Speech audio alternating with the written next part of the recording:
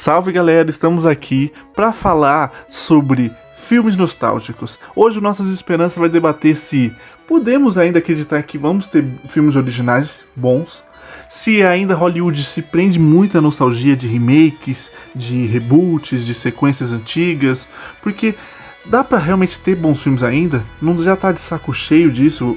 As pessoas ainda querem ver coisas nostálgicas? Porque Hollywood tá muito nisso. E a gente vai debater um pouquinho sobre isso hoje. Eu tô aqui com meu caro amigo Arthur. E aí, rapaziada, beleza? Como é que vocês estão? Cara, nostalgia no cinema é uma parada que, tipo assim, não é de hoje que acontece. Já houveram outros casos, assim. Mas muito tem se debatido ultimamente, acho que até por conta dos filmes que foram se tornando populares. Tipo assim, tirando pro lado da Marvel, vai.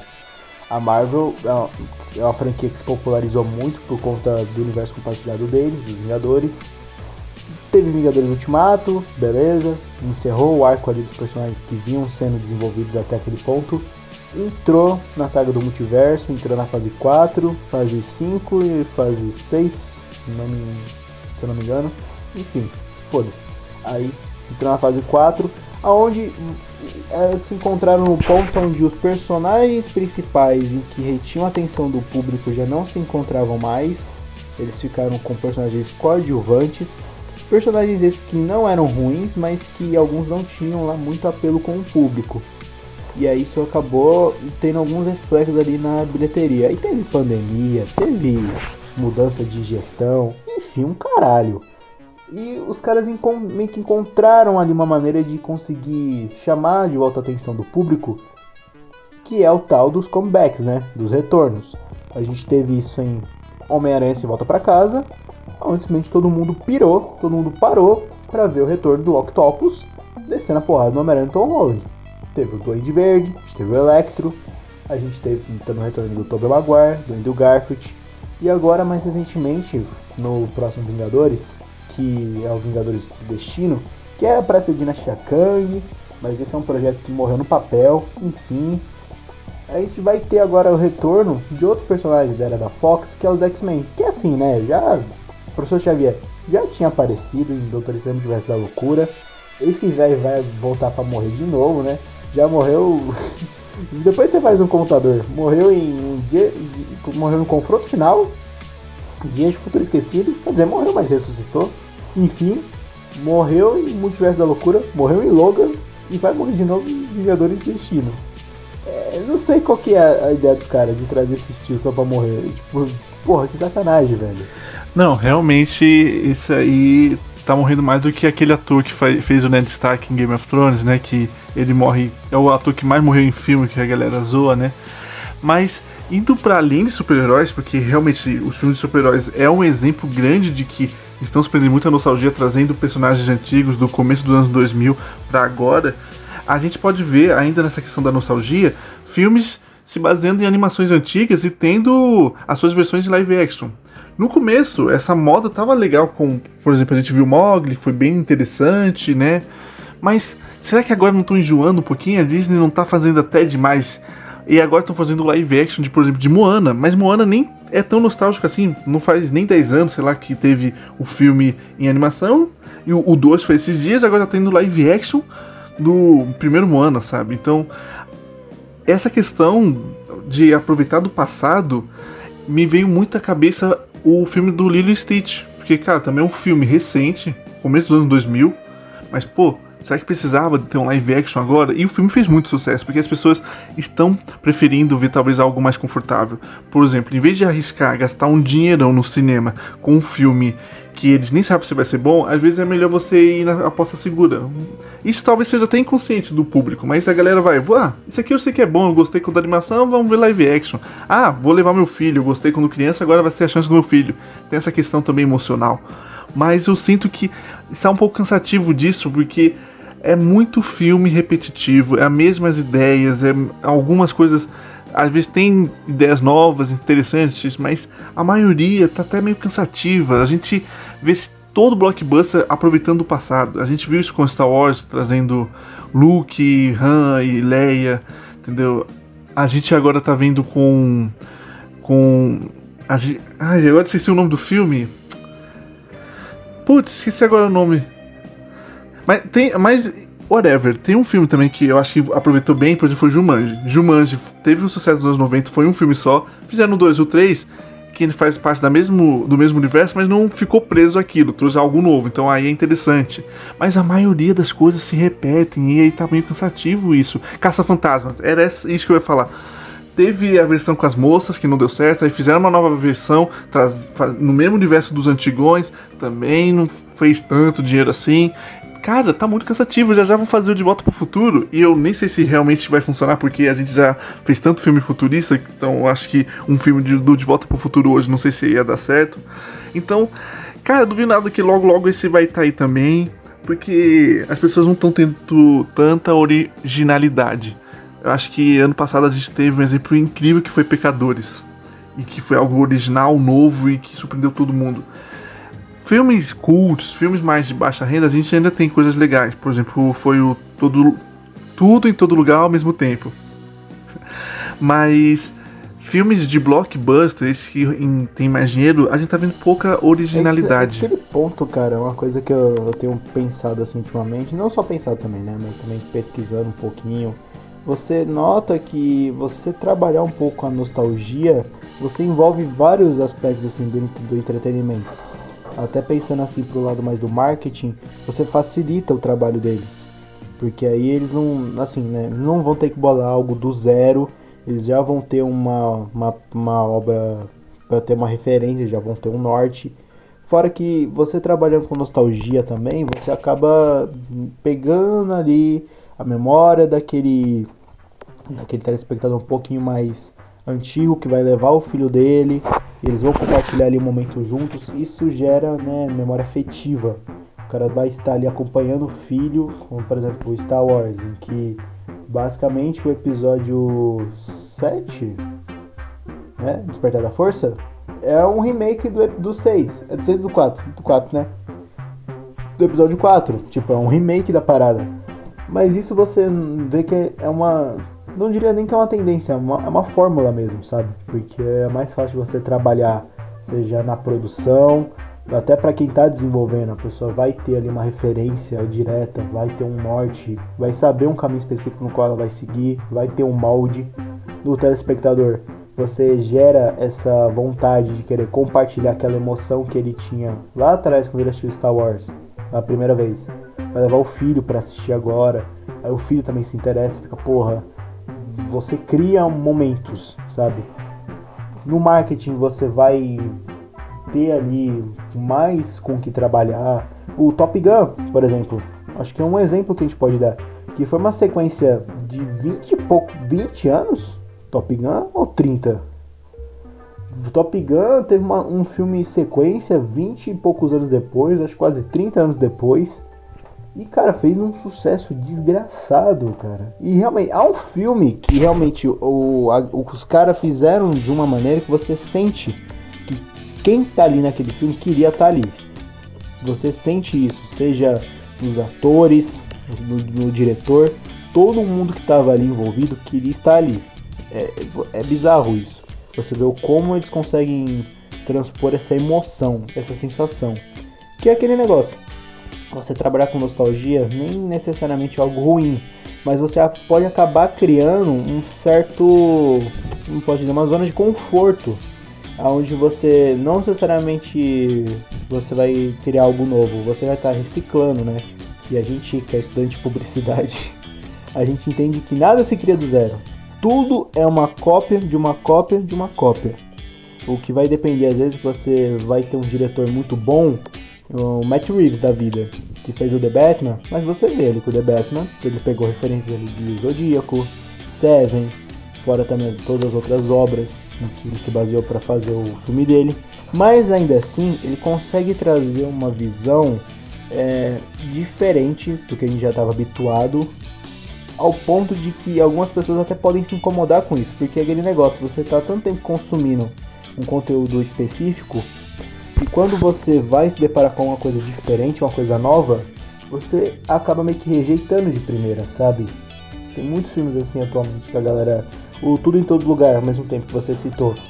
É um filme que, cara, ele é um filme legal. Não é tipo, nossa, melhor filme de todos os tempos, puta que pariu, ninguém vai conseguir fazer nada como isso. Não, mas é um filme legal.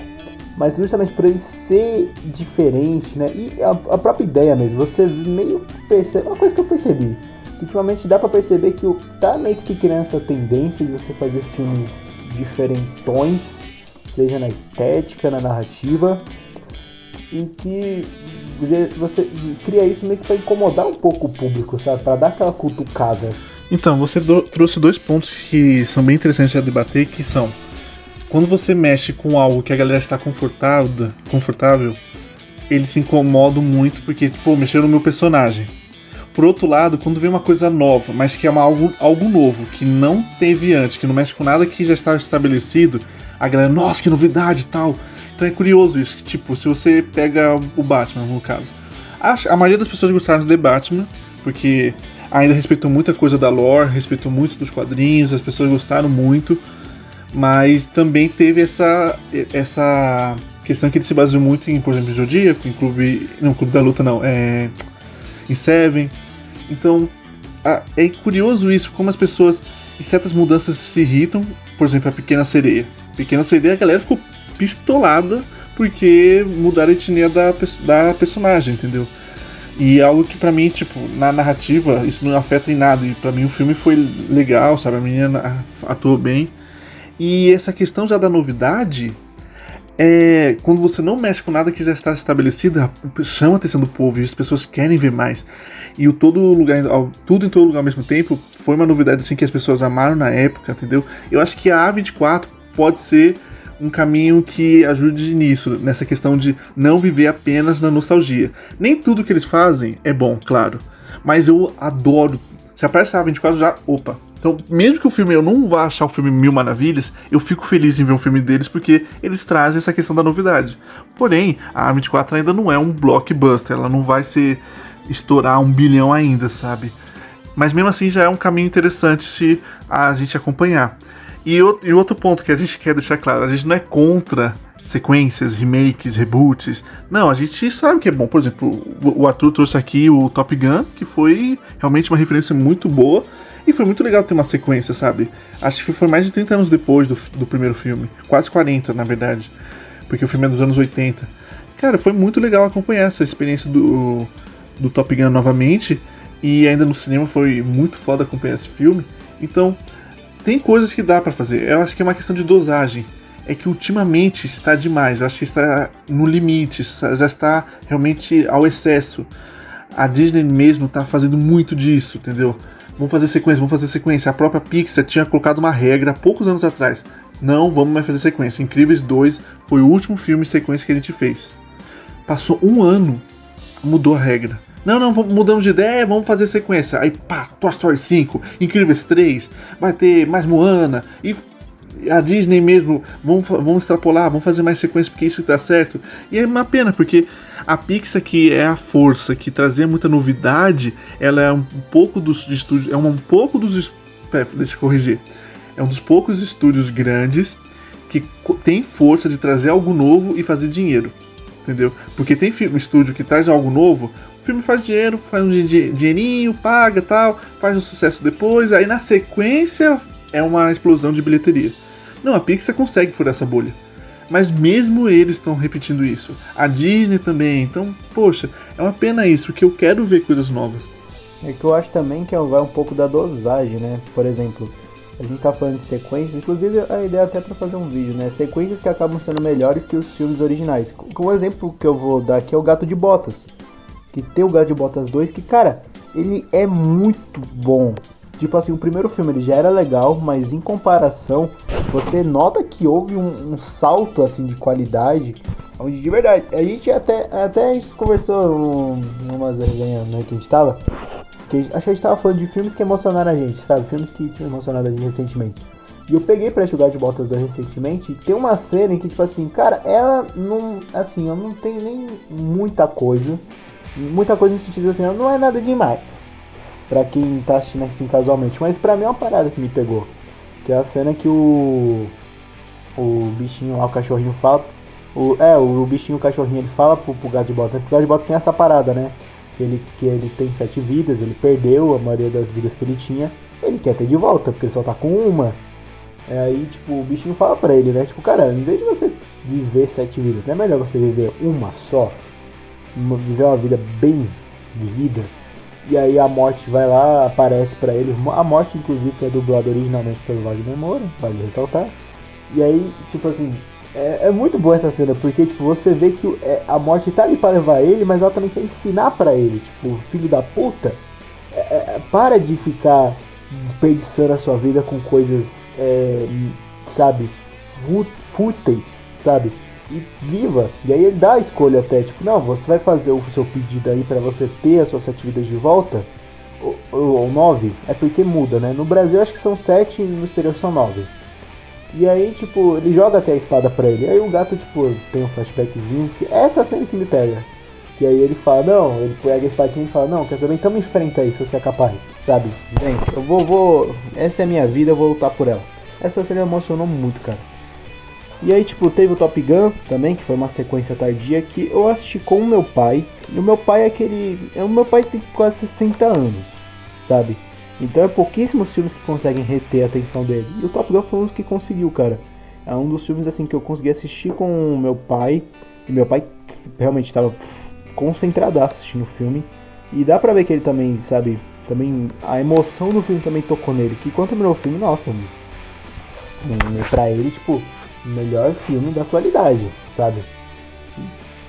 É aquele negócio, tipo, tem sequências em que acabam sendo melhores que os filmes originais, só que essa parada de você fazer o remake, é que o ponto é que a gente teve também recentemente, que foi o Como Treinar Seu Dragão, que é o live action, que é a mesma coisa da animação, mas ainda assim, cara, é legal de assistir, tá ligado? Mas tipo assim, ele é igual a animação porque o cara que fez a animação fez o live action. E aí retém aquela sensação que a gente tem de imaginar, né? Aí mexe um pouco o nosso imaginário. Tipo, nossa, como que seria esse personagem, essa cena num live action, sabe? E aí isso mexe um pouquinho com a gente. É uma área muito cinza, sabe? É isso que eu quero dizer. É uma área muito cinza. Onde eu acho que dá sim pra você fazer sequências, remakes, desde que você faça isso com o coração. Faça o coração e a mente no lugar certo. E reconheça que às vezes tem obras que não precisam disso. Como é, por exemplo, o caso de Volta para o Futuro. Eu acho, sinceramente, eu acho que vai acontecer um dia, mas eu, por mim, assim, acho que não precisa. Porque é um filme que ele é da sua época, ele é do seu tempo. E ele ainda consegue trabalhar com muitos debates atuais, assim, hoje em dia. Eu acho que no futuro vão fazer, mas eu preferia que não. Uma outra franquia que desgastou a rodo, que é a do Jurassic Park. Realmente tá um pouco cansativo isso do Jurassic, que, mano... O pior é que o último filme ele foi até legal comparando com a trilogia nova, sabe? Mas mesmo assim, cara, já tá cansativo, tanta coisa assim. Por exemplo, teve o Beetlejuice, né? O Besouro do Suco, onde os fantasmas se divertem. Pô, foi um filme legal. Esse, no caso, tipo, acho que fez mais sentido, porque o primeiro era dos anos 80 e trouxe depois de tantos anos. Tem situações que funcionam. E eu entendo que os estúdios preferem fazer isso porque é muita grana que eles vão botar em um filme, então vamos apostar na nostalgia, que é algo seguro, que mexe com o coração, que mexe com a emoção, então vai ser legal. Mas eu sinto falta deles arriscarem fazer coisas novas, porque eu acho que é necessário para revitalizar também a visão das pessoas. Teve um filme que pouca gente falou, que... Ai, droga, eu esqueci agora o nome do filme, que é do filme do Denzel Washington, ou do filho do Denzel Washington, que é um filme de ficção científica. Cara, foi um filme muito legal que eu assisti. Eu falei, cara, faz tempo que eu não vejo um filme de ficção científica novo. Então eu espero muito que com o tempo possa ter mais essa calma. Tem coisas que dá pra fazer, tem coisas que dá pra trabalhar. Por exemplo, agora eles estão fazendo o Street Fighter novo. Pô, teve uns anos 90 que não deu muito certo, mas vai ter um novo agora. Pô, beleza, não tá ao excesso que nem muitos filmes que a gente vê de princesa, que, pô, toda hora tá tendo. Pô, vamos ver uma coisa nova, sabe? Em vez de fazer uma coisa repetitiva. Então eu espero muito que com o tempo possa ter novos filmes, como o Novo Pecador, que foi incrível, esse filme do nosso querido Michael B. Jordan. Então, cara, eu espero muito que Hollywood tem essa mudança. Eu não sei se vocês, fãs que acompanham aqui o canal, gostam disso, se vocês querem ver filmes novos, ou pra vocês tá bom do jeito que tá indo. Porque, realmente, acho que faz sentido o que eles estão fazendo. Mas é que eu sinto uma pena de não ver essa originalidade, porque tem muita gente criativa no mundo. Comente aqui no canal se você concorda com a gente, se você vê outros filmes que tá cansativos já, ou também filmes que podem trazer novamente, que ainda não foram abordados, e que talvez seria legal ver nos dias de hoje. Fique à vontade, compartilhe com seus amigos e não se esquece de se inscrever, porque novos vídeos vão vir aqui. Muito obrigado, galera.